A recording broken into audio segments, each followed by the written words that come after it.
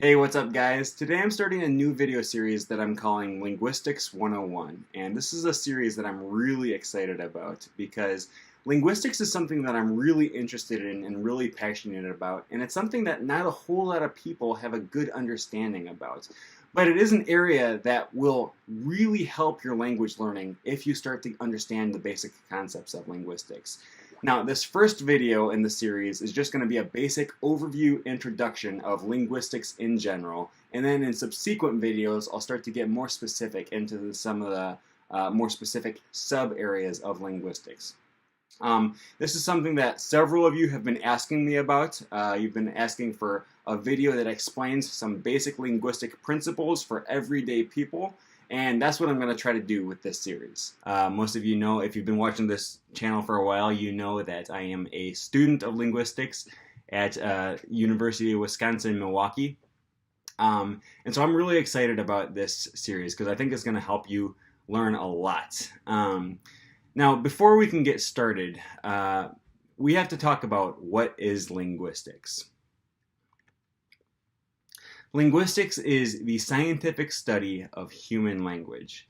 And we study what is language, what makes it up, what makes one language different from another language, how does it work, what are the component parts behind the logic that you don't normally think about when you're speaking, but it's in there in your brain.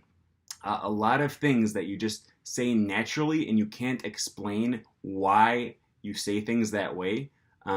These are the things that linguists study. And importantly, linguists also study how we can better use language for our purposes, because language is something that exists in all domains of human existence. If you are human, you have language and you use it every day and you use it in everything that you do. So learning how to better use language and how to better understand language is going to be a huge benefit to everything you do. This series is probably going to be at least 10 or 15 videos long. I haven't decided exactly what videos I'm going to make. It's a little bit flexible, but these are some of the videos that I want to make in this series. And first, I'm going to do videos on the various branches of linguistics. Okay, and there's a lot of different subfields. Linguistics is a huge subject. Like I said, it touches every aspect of human life. And so a lot of these subfields are very different. They cover a vast array of different things that can be studied. And so I'm going to make a separate video for each one of these subfields and maybe even more. Starting with phonetics, which is the study of human speech sounds. Now, phonetics studies what you do with your tongue, your mouth, your lips, and your lungs in order to produce speech sounds. It also studies the properties of how those speech sounds travel through the air via sound waves. And then what happens when those sound waves reach the ear of the person that's hearing. Phonology is the study of how speech sounds are used within a given language. You could say it's the grammar of speech sounds. Because not every language makes use of every human speech sound. And as a matter of fact, I would say no language makes use of every possible human speech sound. And every language treats those sounds differently in interesting ways. And this may seem a little bit abstract right now. It'll make more sense once we get into it. But phonology is a very interesting field of study.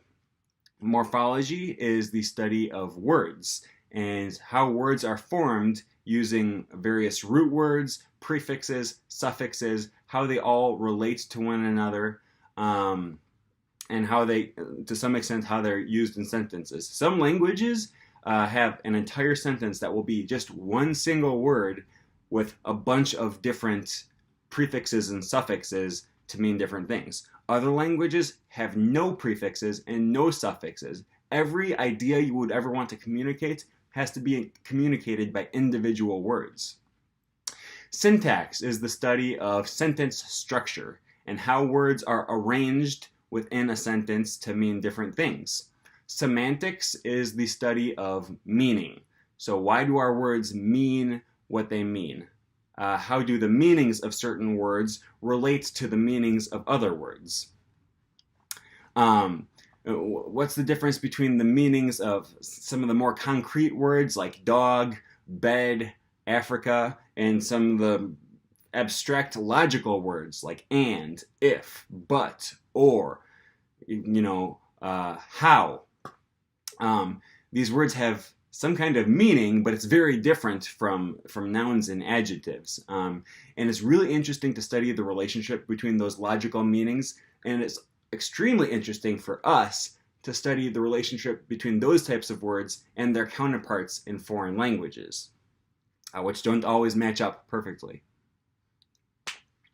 Pragmatics is the study of how humans use context to understand speech, which is very important if you're learning a foreign language, especially if it's from a very different culture from your own. You're going to need to rely on context a lot, and there's a scientific study about how that's done.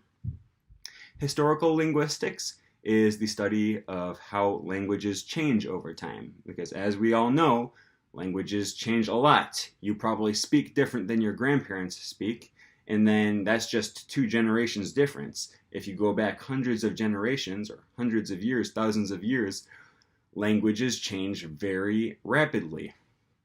And it's a very interesting field of study. Sociolinguistics is the study of how we use language in our societies. The different variations that different social groups will use. Men speak different than women. Old people speak different than young people. In the United States, white people speak different from black people a lot of times. And the different implications that come along with those variations. Second language acquisition is just what it sounds like. How do adult learners of second languages learn languages? And what makes it different from the way that infants learn their first language? Goes without saying, this is going to be a really interesting subject for anyone who's learning a foreign language. After I make videos of all the different various subfields of linguistics, I think I'm also going to go into some just more specific topics within linguistics that I think are going to be really interesting, such as the Sapir-Whorf hypothesis. This is the hypothesis saying that the language you speak influences or determines the thoughts that you're going to have and the worldview that you're going to have. This is a very old hypothesis. It's relatively famous. It was kind of a center point to the plot in the movie Arrival that came out a year or two ago. It has stronger forms and weaker forms. The stronger forms have really mainly been disproven. The weaker forms are at least interesting to learn about. Universal grammar, which was proposed by Noam Chomsky. This is essentially saying that all humans are born with an innate ability to speak and learn languages. And they propose that there's some area of the brain where learning occurs, language learning occurs, that other animals just don't have. And following from this, it looks like the amount of variation in human language is not as great as it could be. So I've heard before people have said that all the different languages of the world, Chinese, Arabic, Guarani, English, these languages are actually much more alike than they are different, because they all spring from that same part of the brain that has been passed down through the genes of humans for thousands of years.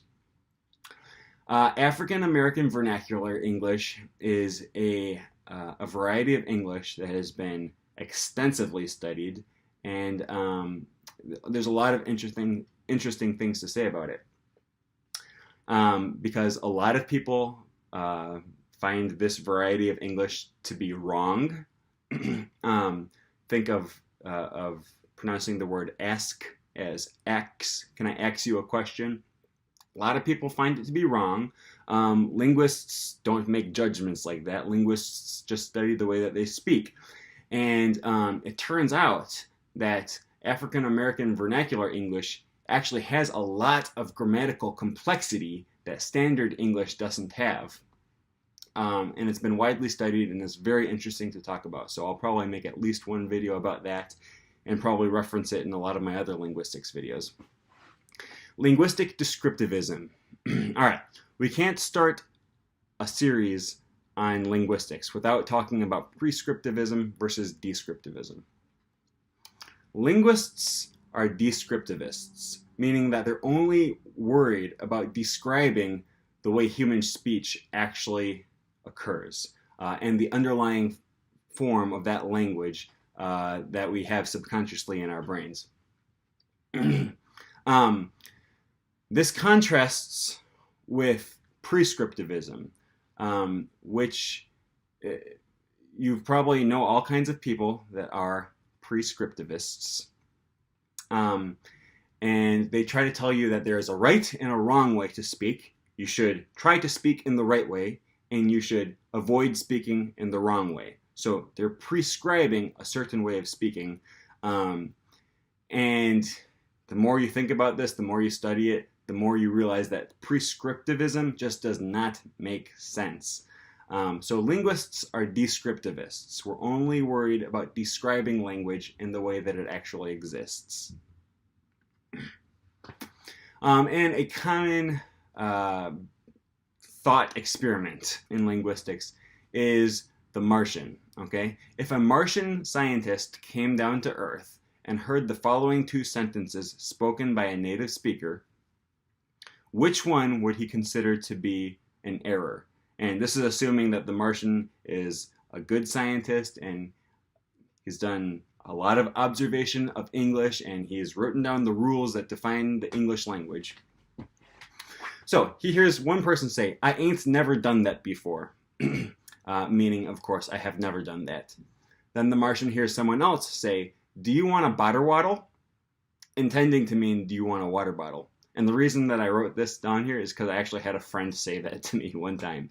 She was asking me if I wanted a water bottle, and it just came out all wrong. "Do you want a bottle? Blah, blah, blah. Want a water bottle?" All right. So which of these two sentences would the Martian consider to be an error? The answer is number two. Sentence one is perfectly grammatical. The Martian would listen to that and he would say, "I hear people say that all the time. This is fine. This is just the way these humans speak, and there's nothing wrong with that sentence. It's perfectly formed." He would say sentence number two is clearly an error, right? She meant to say one thing, and she accidentally said something else. The first guy, he said that on purpose. He said exactly what he meant to say. It's not an error. So there is a grammatical and there is non-grammatical. But grammatical sentence simply means a sentence that would be spoken naturally by a native speaker. And since native speakers say things like, "I ain't never done that," that's a grammatical sentence. Because native speakers don't purposely say things like, "Do you want a butter waddle?" Not a grammatical sentence. So that's the difference. Before we talk about studying language, we have to do a little bit of thinking about what language is. And it's important to keep in mind that language is different from literacy. Okay? All mentally healthy people develop language as long as they're exposed to it. Children develop language before they're able to read and write. So there's a period of time where every one of us was able to speak, but we were not literate. Okay? They're separate. Tribes living in the jungle with no dictionaries, no writing, no pens, no paper, they're able to speak, and they spend their entire lives able to speak, but not able to write. So writing systems, spelling, dictionaries, grammar books, these are not important to a language. They have some relation, some connection, but they're separate, and you have to keep them separate because this tribe that lives in the jungle, they speak rule-bound grammar. There are rules to the language that they speak. Those rules were just never taught in an English class. They acquired them naturally. What is language? Continued. All right. Language behaves in ways that literacy does not. No one naturally acquires literacy. You have to go to school to learn how to read and write, and it takes years of practice, and you have to do exercises, and you have to first learn to write your letters, and then learn to write simple words, and you have to take spelling tests if you if you belong to if you speak a language that is not spelt the way it's pronounced. Sorry, my computer's about to die. I gotta plug this in really quick. Literacy is not naturally acquired. Language is. So if a mentally healthy child is exposed to language, you don't have to try to teach him that language. On the contrary, there's nothing you can do to prevent him from learning that language. Language evolves much faster than writing. So take the word knight, for example, as in the Knights of the Round Table. Once upon a time, this word was pronounced as knicht. The people who devised the writing system for the English language, this is how they pronounced the word. They listened to the way that they pronounced the words, and then they wrote down exactly the way that they thought it should be spelt. So the word for them, knicht, began with K, and it had a G and an H in it. Fast forward several hundred years, like I said, language is always changing, and there's nothing that can be done to stop it. Well, the pronunciation of the word knicht transformed into night. And the writing system, because it's easier to preserve writing than it is to preserve sound waves, the writing system stayed the same. Which is an example of the way that language evolves, leaving behind the writing. And that's why we have so many weird spellings in our language these days, because they codified the spelling, and then we left that behind as the language evolved, but the spelling didn't. All right, literate societies are more prone to prescriptivism. That's because in the West, where we go to school and learn how to spell, and we learn proper grammar, and we take English classes, it's just almost inevitable that we would grow up believing that there is a right and a wrong way to speak, and that you should avoid the wrong way. Well, if you grew up on a desert island where you never saw a pencil and paper, you never saw a grammar book, you never saw a dictionary, and all you did is you just learn the language the way your parents speak, then you would have no concept that your parents speak wrong, right? Even if they use words like ain't, or if your parents end their sentences with prepositions, right? And it's just, you would realize that it's just not important. You probably wouldn't even realize it. You would just never think about it. Why would there be a right or wrong way to speak? So in some ways, these illiterate societies have a more highly evolved concept of language than we do, because we have our language so closely tied to literacy. Reading and writing, or literacy, are not studied by linguists. They're interesting from historical and psychological points of view, but linguists don't study those because they are not language. Linguists study language, and that is the natural language that develops in humans. We already talked about how writing does not naturally occur in human societies. All right, now, and a very important thing that you have to know when studying linguistics is that spelling is important for literacy. It is not important for language. You don't need to know how to spell to have a language. And spelling is not a naturally occurring phenomenon in language speakers.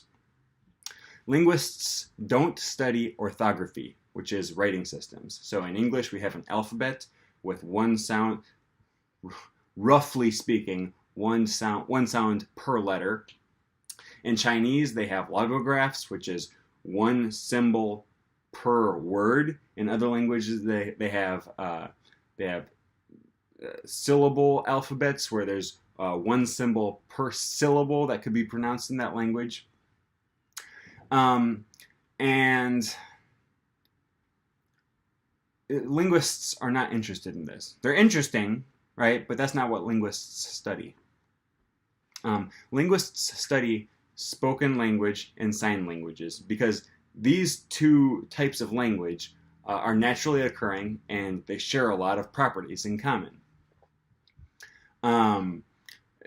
But writing symbols, written letters on a piece of paper, this is not an aspect of human language, so linguists do not study it. Now, there's a few properties of language that I want to talk about before we go any further. We already talked about how language is rule-bound. I probably should have included that on this slide. All human language is rule-bound, okay? So if you break one of the rules that your English teacher taught you in English class, it doesn't mean that your language is breaking rules. What it means is that the rules of your language are actually different than what your English teacher taught you. But your language is still rule-bound. I ain't never done that before is a grammatical sentence in some dialects of English, including my own, and it follows rules. There are rules that tell you how that sentence has to be formed, right? Because it would be an ungrammatical utterance to say, I ain't that never done before, because that violates a rule of word order in that dialect, in my dialect of English. Sorry for going off on a tangent here. But all language is rule-bound. If you're a human who develops a language, your language is bound by rules, regardless of whether you've ever taken a class, read a dictionary, read a grammar book. This is a naturally occurring phenomenon in language. Also, language is productive or creative, meaning that you can say and understand utterances that you've never heard before. For example, my great-aunt Helga and her secretary Edith got sunburnt while riding their hovercrafts through Boston. You've never heard this sentence before, but you understand what it means. Okay? So you didn't have to learn the meaning of this sentence in order to understand it. I have never heard this sentence before, but I was able to write it and speak it because I understand the way that the language works. Now, we did have to individually memorize each word in this sentence and the meaning of each of these words, and then compile the sentence using the rules of our grammar. So really the whole point of this is just to show you that you can understand sentences that you've never heard before. Language is arbitrary. There is no connection between the symbol and the meaning. Okay, the symbol being either the spoken word, the hand signals, or in the case of orthography, the written marks that you would make on the paper, aka the letters or the logographs. These are all symbols, okay? And by themselves, they mean nothing. Okay, you need a language for that symbol to be in before it means something. And what the language does is it assigns a meaning to the symbol. So for example, the English word dog, those combinations of sound waves mean nothing by themselves, and they have absolutely no relationship to the furry animal that we all love. That word could have just as easily been perro, or chien, or hunden, or blah blah blah blah, or anything else, but for whatever reason we didn't choose any of those words. We chose the word dog.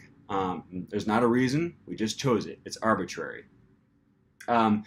Similarly, we could have chosen the word fish to refer to the four-legged furry animal who is man's best friend, but we didn't. We chose the word fish to represent a slimy, scaly animal that swims in the rivers, and you catch it if you have a license. So it's arbitrary. I guess that's all I have to say about that. There's no natural logical connection between the symbol itself and the meaning. And that's all I have for this video. Like I said, I'm really excited for this series because linguistics is fascinating to me, and I think it has a huge potential to help you with learning language. If you have any questions, please feel free to leave me a comment in the comment section below. Ask me a question on Twitter. If you have any suggestions for videos that you would like to see related to linguistics, please feel free to let me know. And I'm really excited to move on to the next video in the series. So thanks for watching this one, and we'll see you guys next time.